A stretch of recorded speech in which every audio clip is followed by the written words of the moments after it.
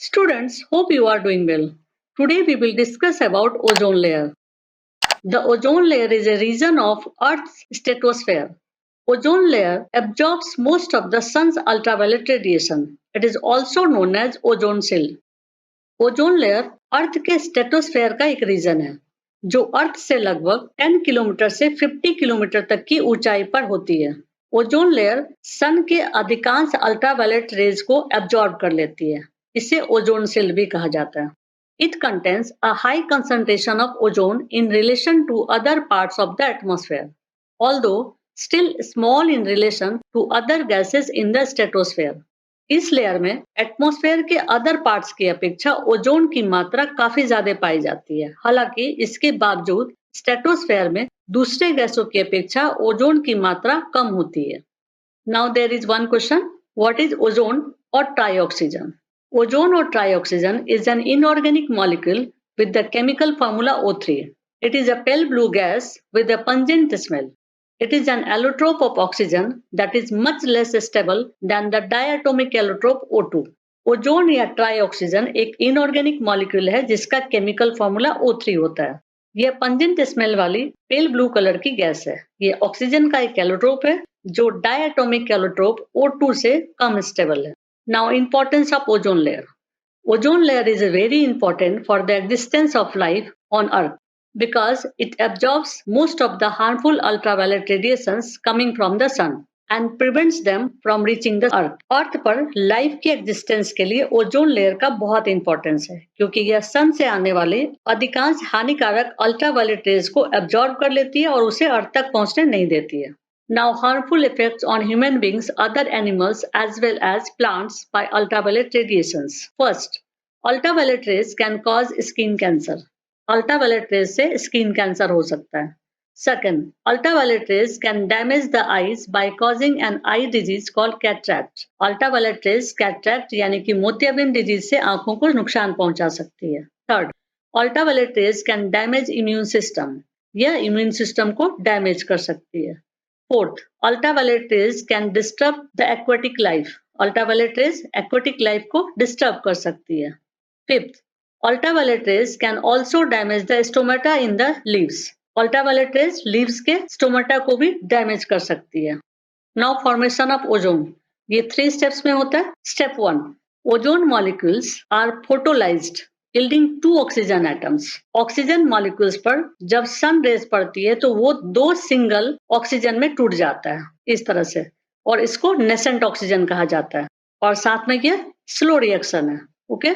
Step 2, ozone and oxygen atoms are continuously being interconverted as solar UV breaks. Ozone and oxygen atoms reacts with another oxygen molecules and this is the fast reaction.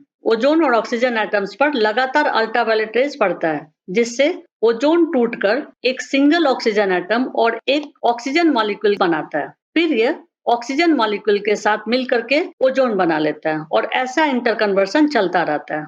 Okay. This interconversion process converts ultraviolet radiation into thermal energy, heating the stratosphere.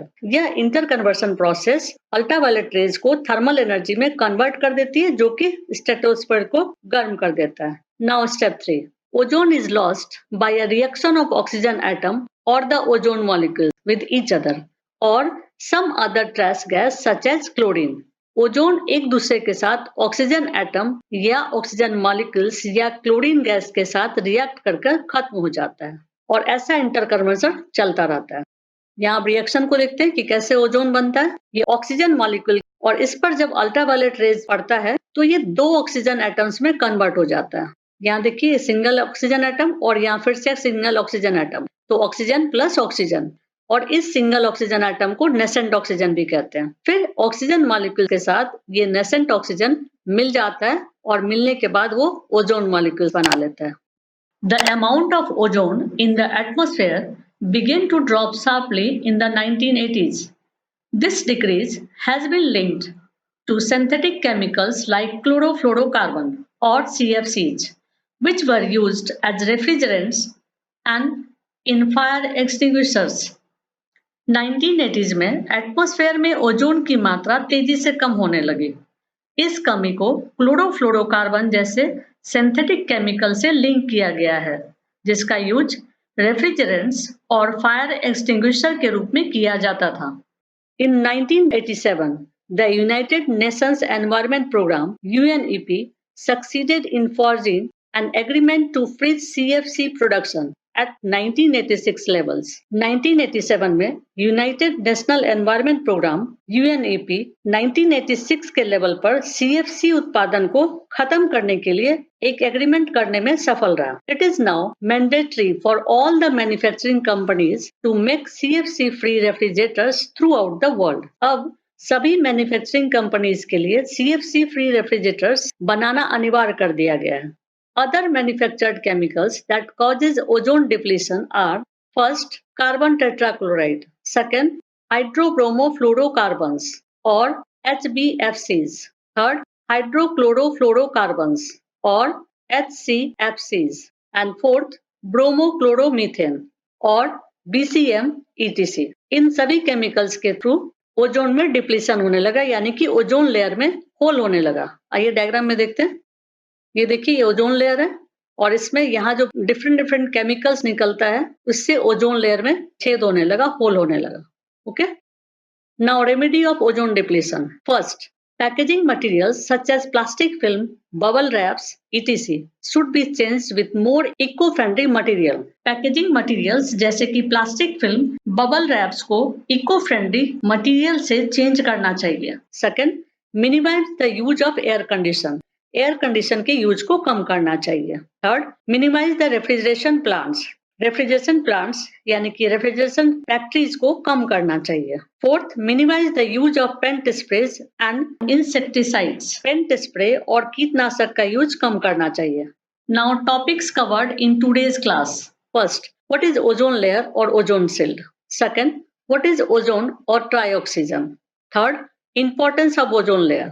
Fourth, harmful effects on human beings, other animals as well as plants by ultraviolet radiations. Fifth, formation of ozone. Sixth, ozone depletion. And seventh, remedy of ozone depletion. That's it. यदि आपको video पसंद आए तो like कर दीजिएगा और आगे के वीडियोस को देखने के लिए सब्सक्राइब कर दीजिएगा।